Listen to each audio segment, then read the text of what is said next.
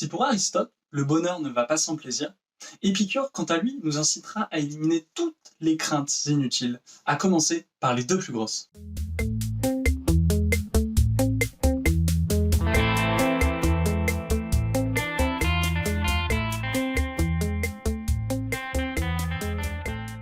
Salut à tous et bienvenue sur la chaîne du blog Synopsis, un blog pour prendre du recul sur soi et sur le monde qui nous entoure, afin d'être plus heureux. Si ce n'est pas déjà fait, je t'invite à aller t'abonner à la chaîne pour suivre toutes les nouvelles vidéos. On se retrouve aujourd'hui pour la suite du défi des 10 vidéos en 10 jours. Dans ce défi, on travaille ainsi. Une citation, un auteur et surtout une réflexion, dans le but de répondre à une question: qu'est-ce que le bonheur? Je vous encourage, pour mieux comprendre ce défi, à aller voir la vidéo de présentation. On poursuit aujourd'hui notre questionnement suite à la vidéo d'hier. Aristote est l'un des plus grands penseurs et philosophes de tous les temps. Il a notamment été le percepteur d'Alexandre le Grand, le roi de Macédoine et l'un des personnages les plus importants de l'Antiquité. Mais c'est en 355 avant notre ère qu'il quitte l'académie de son maître Platon pour fonder son école. L'école qu'il crée, à l'âge de 49 ans, s'appelle le lycée, dont on garde l'héritage encore aujourd'hui. Aristote est un esprit extrêmement curieux, est un excellent aussi observateur. Il s'intéresse aussi bien à la biologie qu'à la physique, ou bien à la vie politique et aussi la logique. Mais c'est dans l'ouvrage L'éthique à Nicomaque qu'il s'intéresse particulièrement à la question du bonheur. Dans ce livre, il souligne que la recherche du bonheur est le seul but que nous poursuivons pour lui-même. Par exemple, nous pouvons chercher à avoir de l'argent pour gagner en confort, à chercher à avoir du pouvoir pour gagner en reconnaissance, mais le bonheur se cherche que pour lui-même en soi. Sa réflexion pour atteindre ce but tourne principalement autour du plaisir. Une vie heureuse, c'est une vie qui est agréable, qui est remplie de plaisir. Pour lui, la recherche de plaisir est quelque chose d'inné à l'être humain. C'est d'ailleurs l'un des principaux moteurs de son action. S'émouvoir, c'est se mouvoir. Parce que nous ressentons ou nous espérons ressentir une émotion agréable, nous sommes motivés pour agir. Freud indiquera que c'est le programme du principe de plaisir qui fixe la finalité de la vie. En ce sens, il existe différents types de plaisirs. Des plaisirs qui ne demandent pas d'effort, manger une glace, regarder une série, un film, et des plaisirs qui demandent des efforts. Apprendre des connaissances, pratiquer une activité physique ou artistique. Cela dit, il précise une chose importante. Bien que les plaisirs diffèrent en intensité ou en importance, ils sont bien tous éphémères. Le plaisir s'épuise au fur et à mesure qu'on en jouit. Voilà un premier point. Je pense, comme je le disais dans la dernière vidéo, qu'on a tous plus ou moins fait face à ça. La recherche exclusive des plaisirs faciles et immédiats nous apporte des désillusions, puisqu'au bout d'un certain moment, on se rendra compte que cela ne pourra jamais nous apporter pleinement satisfaction. Si vous voyez de quoi je parle, dites-le moi en commentaire et faites-moi part des exemples aussi que vous avez pu rencontrer. C'est ainsi que le mouvement philosophique du cynisme indique que le remède à la souffrance, c'est la fuite des plaisirs. Car ce dernier peut nous égarer mais aussi nous rendre malheureux, c'est pourquoi il faudrait l'éviter.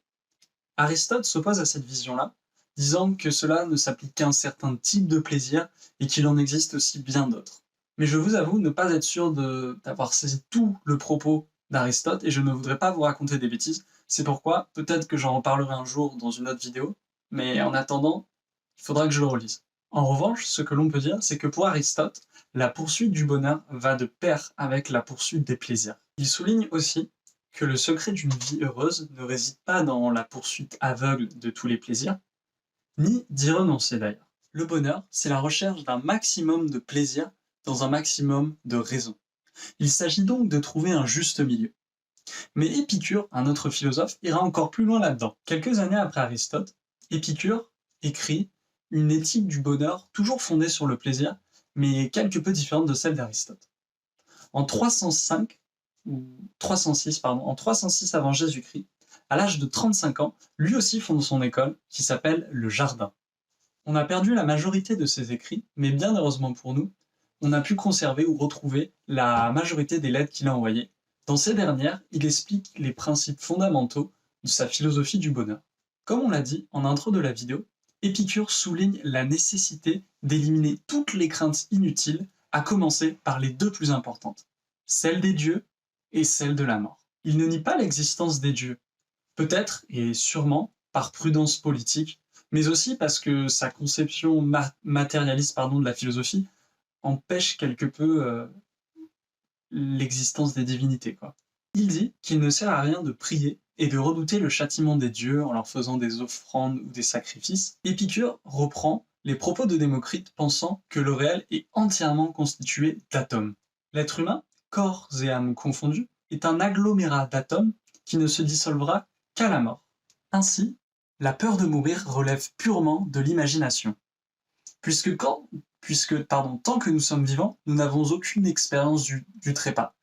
Et quand nous serons morts, nous n'aurons plus la sensibilité individuelle pour sentir la séparation de tous les atomes de notre corps et de notre âme. Une fois débarrassé de ces craintes inutiles, il indique que notre malheur est lié à notre insatisfaction permanente. Il nous explique qu'il y a 3 sortes de désirs.